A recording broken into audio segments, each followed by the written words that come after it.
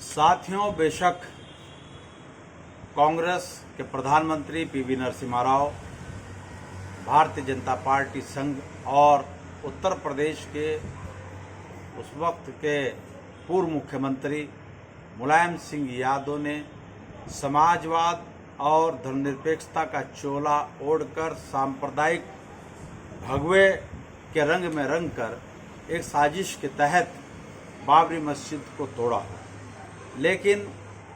उस वक्त प्रधानमंत्री पीवी नरसिम्हा राव ने एक धर्मस्थल संबंधी कानून बनाया था और उसमें भारतीय जनता पार्टी के उस वक्त के तमाम बड़े नेता शामिल थे और उसमें तय किया गया था कि बाबरी मस्जिद को छोड़कर जितने भी धार्मिक स्थलों पर विवाद है उन सब को इस कानून से बाहर रखा जाएगा और उनकी यथास्थिति रहेगी। यानी 15 अगस्त 1947 को जो जिस स्थिति में था वो उस स्थिति में रहेगा और बाबरी मस्जिद इससे अलग होगी। उस पर जो भी कोर्ट फैसला देगा उस फैसले को माना जाएगा। ये उस वक्त कानून पास कर दिया गया था। आज बेशक तमाम सेकुलर, तमाम समाजवादी नेता, चाहे वो राहुल गांधी हों, प्रियंका गांधी हों, आम आदमी पार्टी के नए नए गांधी बने अरविंद केजरीवाल हों, वो शिवपाल यादव हों, अखिलेश यादव हों या राम गोपाल यादव, तेजस्वी यादव, ममता बनर्जी आदि, कोई भी वो नेता जो धर्मनिरपेक्षता और समाजवाद का झंडा उठाकर हमारे वोट बैंक पर झपट्टा मारता है,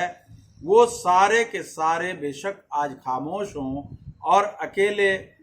AIMIM के सांसद बैरिस्टर असदुद्दीन ओवैसी पूरे भगवा से, पूरे इन सांप्रदायिक तंत्र से, पूरी हुकूमत से और जितना भी भारतीय जनता पार्टी का ये सारा तंत्र है जो दंगा और धर्म के नाम पर भारत में हुकूमत कर रहा है, इन सब से अकेले सांसद असदुद्दीन ओवैसी लड़ाई लड़ रहे हैं। यहाँ तमाम मुस्लिम सांसद, चाहे वो लोकसभा के हों चाहे राज्यसभा के हों, सारे राज्यों के विधायक या विधान परिषद के जो भी सदस्य हैं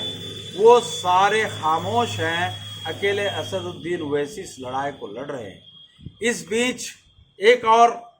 व्यक्तित्व सामने निकल कर के आया है कि जिसने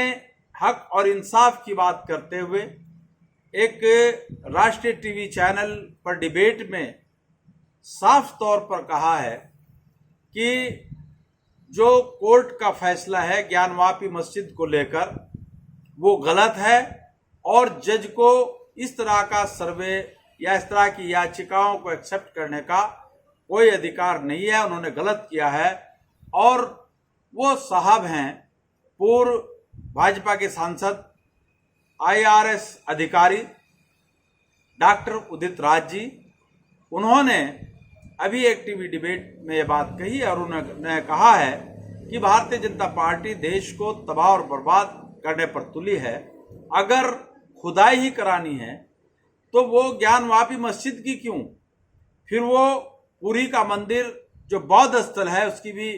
खुदाई कराई जाए और वहां पर बौद्ध स्थल के सबूत भी मौजूद हैं, उसको वापस करा जाए बौद्धिस्टों को। केदारनाथ का जो मंदिर है उसके संबंध में भी उन्होंने कहा कि ये 8वीं 9वीं शताब्दी तक बौद्ध स्थल रहा और ARK लॉजिकल भी इसको सच मानता है। जो तिरुपति का मंदिर है वो भी किसी दौर में बौद्ध मंदिर हुआ करता था।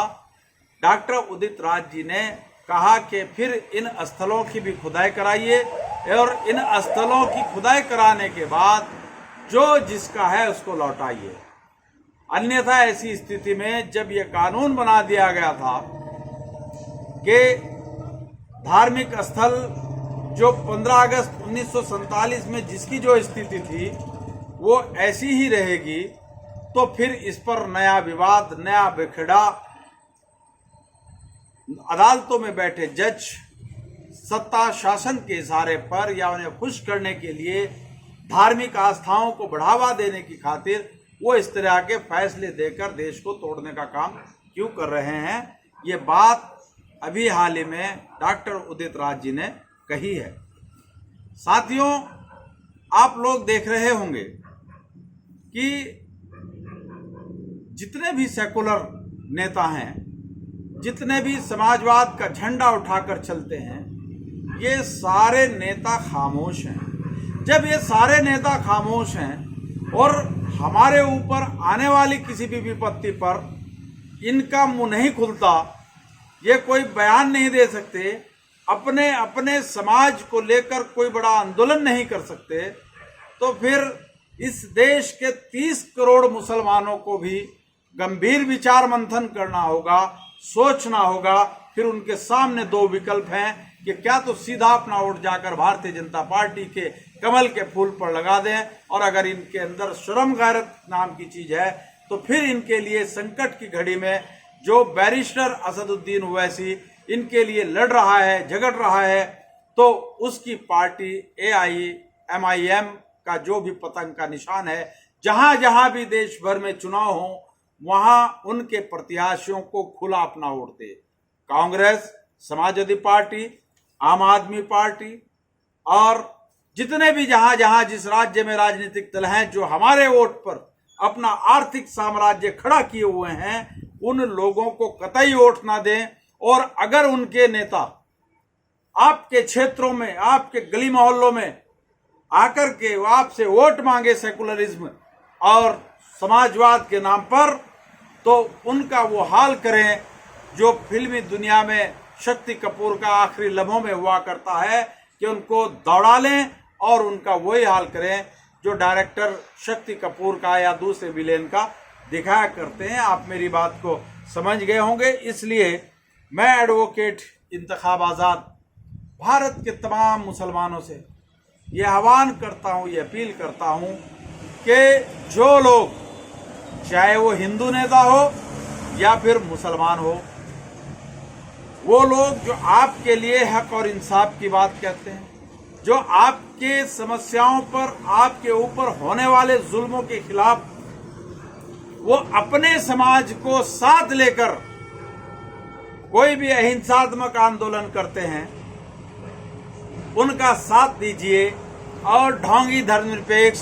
ढोंगी समाजवाद का ढोल पीटने वालों नेताओं का टोटल बहिष्कार करिए। अब ये चलने वाला नहीं है। अगर आपकी यही स्थिति रही, आप इन ढोंगी बेईमान लोगों को इसी तरीके से सर पर बैठाते रहे, तो आपका सत्यानाश इस मुल्क में होने से कोई नहीं रोक सकता। इसलिए मैं एडवोकेट इंतखाब आज़ाद बैरिस्टर असदुद्दीन ओवैसी की हिम्मत को, उनके हौसले को, कि वो अकेले ज्ञानवापी मस्जिद पर लड़ाई लड़ रहे हैं, अपना तर्क वितर्क के आधार पर जो भी कानूनी लड़ाई है उसको लड़ रहे हैं, और पूर्व सांसद डॉक्टर उदित राज जी को बधाई देता हूं, उनको सैल्यूट करता हूं, सलाम करता हूं कि कम से कम कोई मर्द सामने तो आया कि जिसने सरकार की नाइंसाफी और जुडिशरी के ढुलमुल रवैये के खिलाफ आवाज बुलंद करते हुए ये कहा कि जज का फैसला सही नहीं है, अगर खुदाई करानी है तो ज्ञानवापी मस्जिद की ही क्यों, फिर तीरपुरी के मंदिर, केदारनाथ का मंदिर और जितने भी ये इस तरह के स्थल हैं उन सब की कराइए, और जो दूध का दूध है, पानी का पानी, वो क्लियर हो जाएगा और सबको इंसाफ मिल जाएगा। और अगर अकेले मस्जिद की करी जाएगी तो जजों की नीयत पर कहीं ना कहीं लोगों को विश्वास नहीं होगा कि ईमानदारी के साथ इंसाफ कर रहे हैं। वहाँ ये माना जाएगा कि ये सत्ता के दबाव में आकर या सत्ता के लोगों को खुश करने की खातिर इंसाफ नहीं बल्कि फैसले कर रहे हैं। साथियों, आपने मेरी बात को ध्यानपूर्वक सुना, उसके लिए आपका बहुत बहुत धन्यवाद। जय मूल निवासी, जय संविधान, खुदा हाफिज।